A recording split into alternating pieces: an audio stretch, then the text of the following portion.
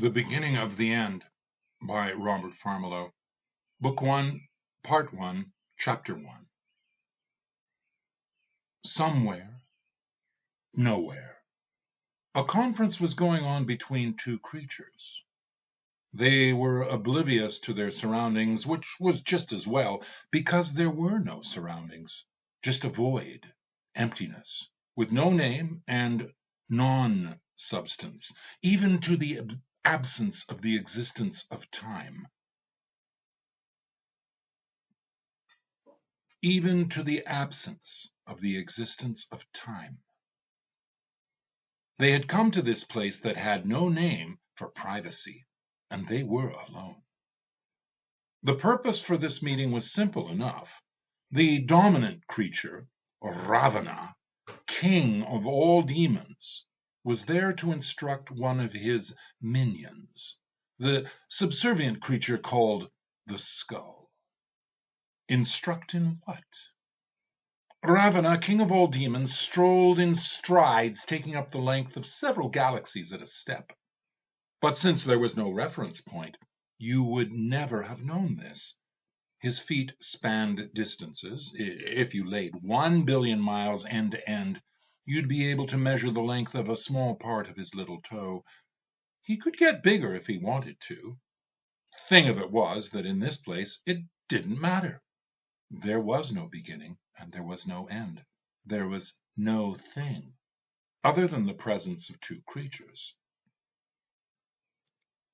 For his appearance at this meeting with the Skull, Ravana, king of all the demons, had chosen to wear 10 heads, and each head laid on with thick, nasty lips, succulent lips, lips that boasted the hiding of sharp, cruel teeth.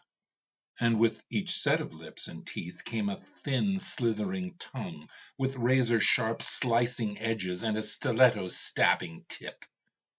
Each head had eyes that could see far away and close up, all at the same time. Ravana had ears with each face, and his ears were like his eyes. They could hear the most distant sound and the sound closest to him, all at the same time. Ravana had hair of the darkest black, oily and greasy hair, like the darkest pitch and blackest tar, and each hair was lit up from inside, glimmering and gleaming a glorious black radiance. On each of his 10 heads, the mighty Ravana had a face on the front, a face on each side, and a face on the top. Ravana knew his spectacle of faces would do more than any of the words he would speak to the Skull. He knew the Skull well, so he had chosen his appearance with care. It was important to Ravana that he impressed the Skull with his will, and the force of his will would be transmitted more through the illusion of his power than any cracking of skulls would bring. Keeping pace with him was his minion, the Skull. It was the Skull with the vermilion eyes. The Skull was an it, and it had no gender. The Skull was Ravana's creation. The irony was that the Skull did not know this. The Skull was less than a slave and more than a disciple. The Skull was dependent on Ravana for its existence, for it derived all purpose from him. The Skull was not as big as Ravana, not because it couldn't be as big or even bigger, but because it didn't dare to be. The Skull was terrified of Ravana. Fear and loathing held the Skull tied tight to a leash of groveling obsequiousness. At the end of the leash was Ravana, jerking this way and that as the fancy took him. According to some mysterious design the Skull did not appreciate or comprehend.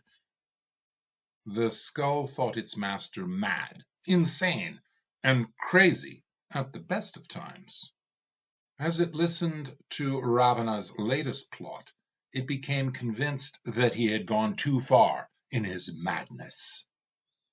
Ravana told the Skull, "Skull, you will be the spear point of this project on your planet. It is time to speed up the disarray. It is time to weaken the fabric atom by atom. It is time to end it all. The skull winced at this idea and was terrified at the prospect of everything ending. It still had so many desires left unfulfilled, so many virgins to drag down, so many holy people to corrupt, so many multitudes of little children to degrade, and so much power to wield. And now it was all to be taken away, even what little it did have? Too much! Ravana interrupted the skull's regret. Oh, I know what you're thinking, skull. What about my destiny, my time to play with the power? It does not matter. I am fed up. Done. I will end it all. The skull dared to speak. But master, how can you do this? You question me? You doubt me? No, master, not I. I merely wonder why. Ravana hesitated for the merest instant, which lasted 10,000 years if our Earth-based anthropological time had existed in the place these two had come to for their meeting, a place with no attributes. Even to say it had no attributes is to defy logic. But then, this no place does not even exist in the sense that we are used to. He answered the skull vehemently. I see all the pasts. I know all the presents. And I perceive all the futures, all at the same time. Do you know what this is like? No, master, I do not. But I'd like to, thought the skull, have such power. Ravana glowered. I know all this, and I am in every bit of each event at every moment of time, all at the same time, and it is very wearying.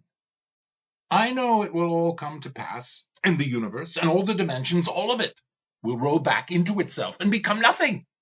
I know it will then start all over again. I know this because it has already happened, is about to happen, and is happening right now.